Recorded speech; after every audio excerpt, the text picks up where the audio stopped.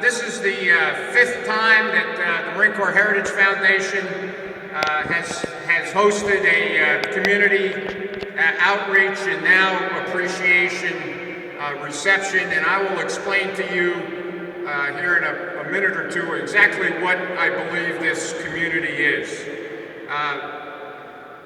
Part of the community that I will describe are local and state government leaders. And we are honored tonight to have two Virginia delegates here, Barbara J. Comstock and Mark Dudenheffer. We have the Virginia Secretary of Veterans Affairs and Homeland Security, Terry Suit. And we have Prince William County Supervisors, Maureen Cadigan, John Jenkins, and representing Corey Stewart, we have Terry O'Brien. So thank you very much for being here and representing your part of this community.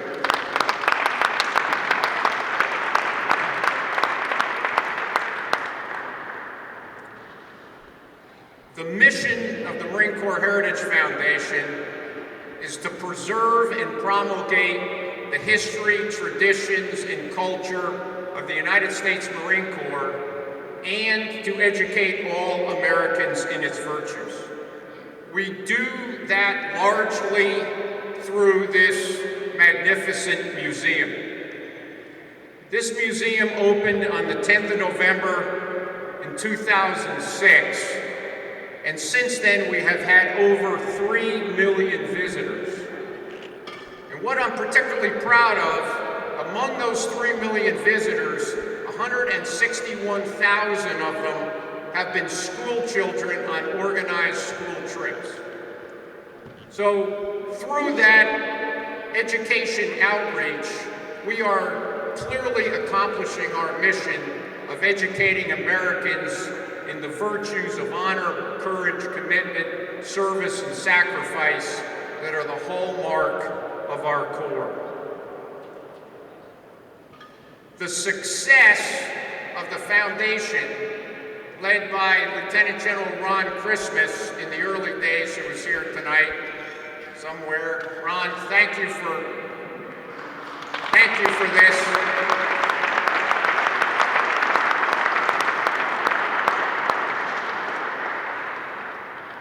The success of the foundation under Lieutenant General Christmas's extraordinary leadership was a result of the generosity of individuals, of foundations, and corporations, the business community. This partnership that I talked about before, this community is made up of the United States Marine Corps, General Mills representing our Corps tonight, the business community represented by most of you here tonight, and the local and state government officials that have been so instrumental in the success of the Heritage Center and the museum. What you see here in this museum and in the Heritage Center today, the construction costs are about $75 million. There is not one penny of federal money in the brick and mortar construction of this museum or the rest of the Heritage Center. So this is an extraordinary partnership and community that we have here. As magnificent as this building is today, it is not complete. A lot of you know Dewey Malden. I want you to help me get him off my back. I love Dewey, he is my brother, but I never see Dewey when he doesn't ask me about when we are going to honor Marines who served and fought in Beirut. Dewey, it's coming, man, I promise you. The bottom line is, this passageway right here, at the end of it, the history of the Marine Corps ends in 1975 at the end of the Vietnam War. I spent 37 years in the Marine Corps. I was commissioned in 1970. my service and most of your service is not represented in this museum. My job in relieving Ron Christmas is to finish what he started, and I will. I will finish this. I will honor the Marines who served in Beirut, Panama, Grenada, 2/3 of the Operational Marine Corps in Desert Shield, Desert Storm, Somalia, and I guarantee you this foundation will honor those hundreds of thousands of young men and women who have served during the longest period of continuous combat in the history of our nation, 10 years or more.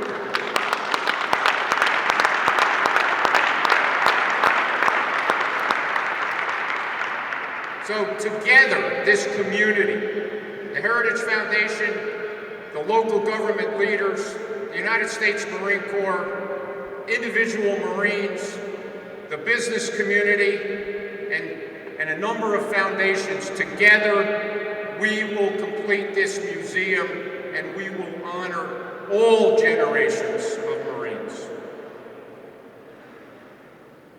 I'd like to thank Lynn Ezell and her staff. Lynn is the director of the National Museum.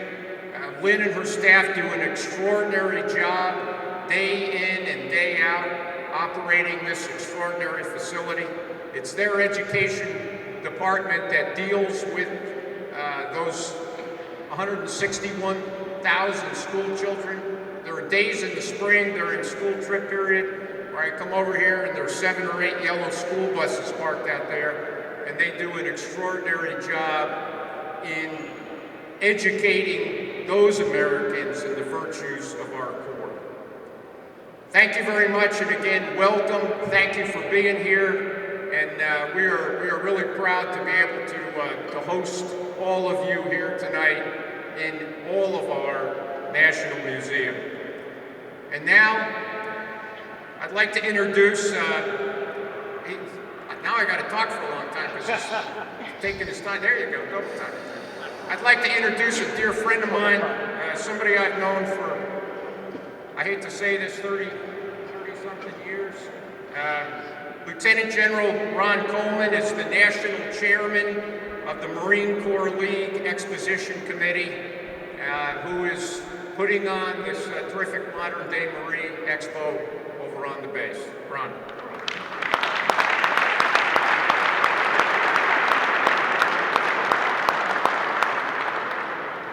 Thank you, sir, and thank you all for being here. Rich Mills, Lieutenant General Mills, who was next, he and I earlier today flipped the coin to see who would speak it back to Lieutenant Blackman. And I won the toss, so it was up to me who would go next. And I said, Rich, well, General Blackman doesn't usually speak that well, so I'll go next. Obviously, I got that wrong. Thank you, sir, for a great job. Just a few things. Thank you all for being here. This is important, and what makes it important is that this is the legacy and the history of our Corps. So thank you and your folks, General Blackman, for allowing us to be here. Thank the Marine Corps League, who does all that they do.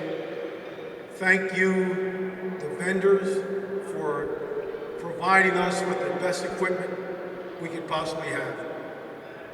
In a nutshell, someone once said, what you do defines what you are. We defend the greatest country in the world. We are Marines. Thank you.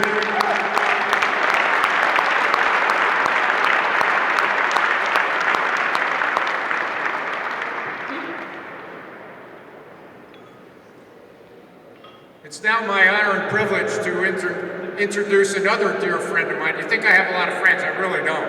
I only have 3. Ron Coleman, Rich Mills, and Dewey Malden. Now I'd like to introduce Lieutenant General Rich Mills, the Commanding General of the Marine Corps Combat Development Command, on whose turf we now stand.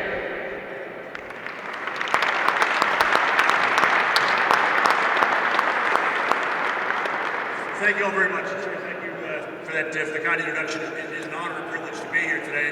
I tell you, I know we have the exposition going on board Quantico right now. We have every technological advancement known to man is being displayed to us, and we're impressed by them. The one problem we haven't mastered yet is traffic coming off of Quantico. So if anybody has a solution to the traffic issue, please see me right after this. But welcome tonight. It's an honor to be here. It's quite a distinguished audience. I see out there leaders of industry, leaders of the military, Sergeant Major. Always been good to see you again, sir. Nice to see you, ma'am. General Christmas back there, and of course General Blackman, General Coleman. And let me start off, first of all, by thanking General Blackman and General Christmas for the magnificent job they have done here at the Foundation. I don't have to tell you the role that this plays in the Marine Corps explaining itself and showing itself off to the civilians. In a world in which very few people don the uniform, in a world in which very few people volunteer to serve anymore, it is amazing the service that this museum gives us. It explains what the Marine Corps is, it explains what the Marine Corps does, it explains the importance of having a Marine Corps and how important the Corps is to this country. General Krulak, I think, in his memoirs once said, the senior General Krulak once said, the United States doesn't need a Marine Corps, it wants a Marine Corps. This museum, the exhibits they see in here, the heroic activities of Marines in past years, it reinforces that idea in our civilian counterparts that this country needs a Marine Corps. And today, as we enter a period of austerity, which we're all going to have to cinch our belts, we're going to have to work harder, work smarter, work more efficient, it's even more important that the civilians understand what it is we as Marines do. This museum accomplishes that, and for that, all of us who still wear the uniform, all of us who have worn the uniform, will be eternally grateful. You know, in the Marine Corps, we talk a lot about teamwork. We stress teamwork, and we tell people that the Marine Air Ground Task Force, a team built around the combat power of ground forces, the combat power of air forces, the logistics power, and the command and control power, is the unique organization that makes the Marine Corps as powerful it is. And that's true on the field of battle. But when you come back here, there's another team that is equally as powerful and as equally important.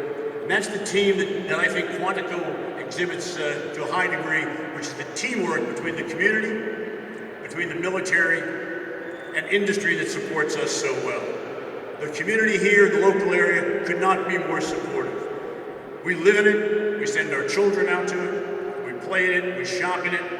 We are members of the local community. They could not be more welcoming. They could not be more hospitable, and they could not be more supportive. And it's a pleasure and an honor to live here in Northern Virginia, where most people understand what it is that the military does. They understand the sacrifice, and they support us so much in the important things that our Marines have to do. And of course, industry. The support of industry is evident as you look around you tonight and see all of the vendors who have come here with, sure they want to make money, but more importantly what they're here for is how they can support the national defense. Some 500 vendors come down here to show us what it is they can offer us to make us successful on the field of battle. And as you look back over the past 10 years, the Marine Corps has changed dramatically as it's fought the war in Iraq and the war in Afghanistan. And it's changed dramatically because of the equipment, because of the technology provided by industry, taken by Marines into battle, and have dealt devastating blows on the enemy with that equipment. One of the wonders of this museum, I think, as you walk around, is you get to see two things. You get to see the heroics of the individual Marine, and certainly that's what the Corps is all about. But the other thing that you get to see is the march of technology. As you move through the revolutionary period, you see the very simple weapons that we were manned with, very simple means of communication. And as you walk through the years, the Civil War, the colonial fights, the war in France during World War I, World War II in Korea, you can't help but be struck by how it is that technology and industry has always been there for the Marines when they needed it the most, when they were going forward to the point of the spear, when they needed that edge that technology had given them, and our industrial base in this country gave it to us. I think it's amazing that I'm standing here tonight. On one side of me is the first Amtrak the Marines used in the war in the Pacific. On the other side, an early vision of a helicopter. 20 years from now, 30 years from now, someone will be standing here talking, there will be an ACV built by some company somewhere in the United States that's been used to take Marines forward into battle in the 21st century. And on his flank, I'm sure, will be a V-22, a helicopter used to move Marines to the point of action, to the crisis point, to where you need the Marines to be in that vehicle. So I think it's that blend of communities, that blend of the civilian community, that blend of the military community, and the industrial community that has made us so powerful. And it is why no enemy will ever stand in the face of the United States of America. It is why this country is the best country in the world, the strongest country in the world, and will continue to be so. Because that teamwork, that blending of communities won't stop, and we will overcome the austerity that we're going to have to face in the years to come. We will find ways around it. We'll make things happen. We'll buy things efficiently. We'll be more effective in our buying process. We'll partner with industry to find solutions to difficult issues. But the bottom line is, we will prevail. So thank all of you for being here tonight. Thank you for this opportunity to speak. It's a great Northern Virginia day outside. I hope you all had a good chance to enjoy yourself and see the remarkable exhibits that are over there. Hope you had a chance to walk around the museum and see the magnificent things that are here. And to thank all of those Marines, especially the ones out there wearing the red jackets, the ones who have been there and done that. Thank them for what they have done in the service of their country. God bless each and every one of you. Semper Fidelis.